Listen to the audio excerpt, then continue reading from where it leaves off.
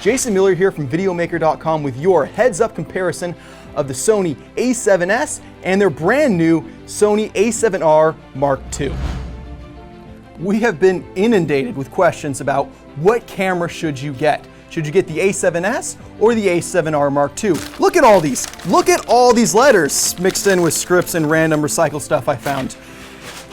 We're gonna put the two cameras through a gauntlet of tests to figure out which one gets the most camera for your money.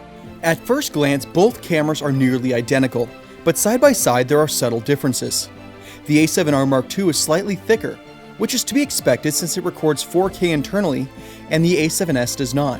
Also, the Sony a7R Mark II has a flat matte finish, whereas the a7S has a polished finish. The a7R Mark II also has a second custom function button at the top near the shutter button, instead of just one like on the a7S. The memory card slot is in the exact same position, but the card slides in at a slightly different angle. The a7R Mark II has the same wonderful viewfinder as the a7S. The menu system is the same, but with a few new options, such as Steady Shot. Any a7S owner would feel right at home with the a7R Mark II. The biggest difference between the a7S and the a7R Mark II is the ability of the a7R Mark II to record 4K internally.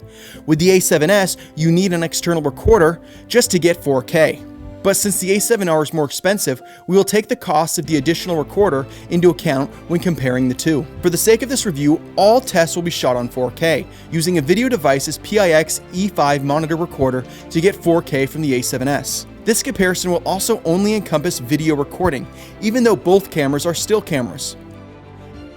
It's safe to say that the a7R Mark II is a better general use stills camera than the a7S, if for no other reason than it captures images with a 43 megapixel sensor versus just a 12.4 megapixel sensor on the a7S. But both cameras have approximately the same size sensor. Both cameras have the wonderful ability to switch between full frame and Super 35 mode, so several of our tests will compare how each camera fares in each mode. The biggest selling point of the a7S is its ability to tackle low light. So our first question is, how does the a7R Mark II fare in low light? Now, just looking at the specs, both cameras have the same size sensor, but the a7R Mark II crams in almost 4 times as many pixels. So it shouldn't do as well in low light or in higher ISOs. The first test we did was informal. We took it on an evening hike up the side of a mountain, in conditions that would be a walk in the park for the a7S. The results, however, were not great. The images were noisy, lacked sharpness, and were overall unpleasant. One thing we noticed right away is that the camera thrives when overexposed by about a stop, just like the a7S. The summit of a mountain is not a great controlled environment for testing. So we set up a test using a playing card lit by a single candle.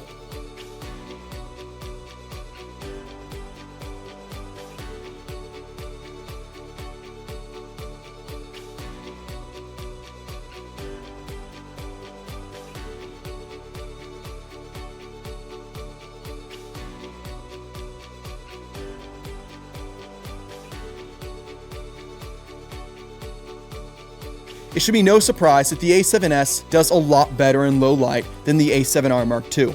The clear winner is obviously the a7S, which still reigns king when it comes to low light. But the a7R Mark II wasn't bad. In fact, it's better than a lot of other cameras. Aside from being a monster in low light, the a7S is among the best in small form cinema cameras.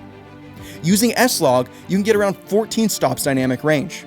According to Sony, the a7R Mark II has a similar range to the a7S. Again, both cameras are at their best when slightly overexposed.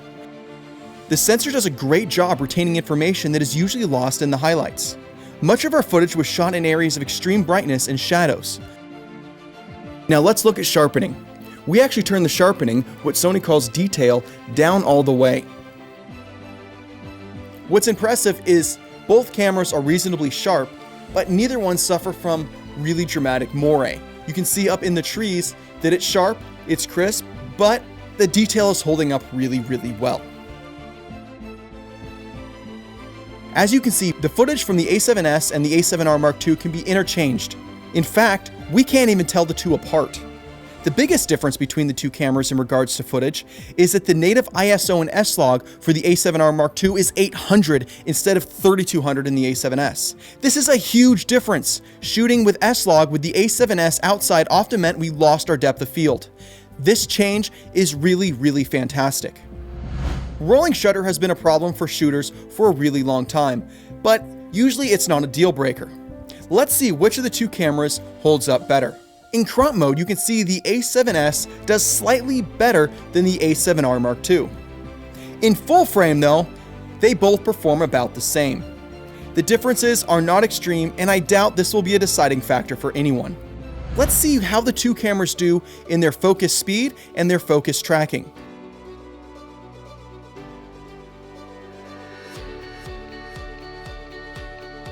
Clearly, the a7R Mark II is significantly faster when it comes to focusing. The a7S takes a while and bounces back and forth a little bit.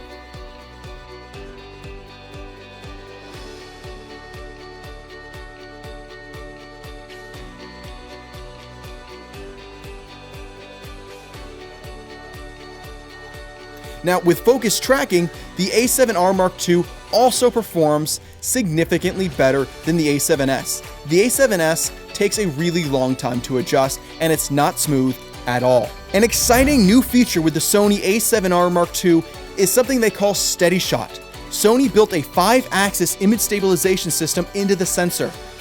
But let's find out if this is just marketing jargon or if it actually does anything. Here is the Sony a7S and the a7R Mark II side by side handheld. It's clear that the a7R Mark II doesn't have those little jitters or vibrations that are usually associated with handheld picture cameras. Clearly, the a7R Mark II is a lot better handheld than the a7S.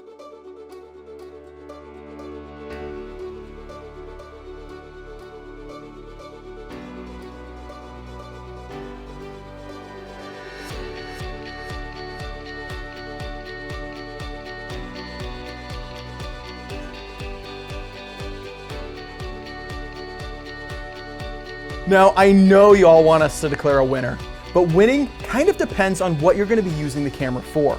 If low light performance is important to you, if you like shooting video in caves or video at night, then the a7S is the clear winner because no other camera on the planet shoots low light like the a7S. But if low light performance isn't that big of a deal for you because you light your shots, our choice for the best camera for your money between the a7S and the a7R Mark II is the a7R Mark II. You get a lot more camera for your money. For about $700 more, you get 4K internally. You get a sensor with image stabilization built in.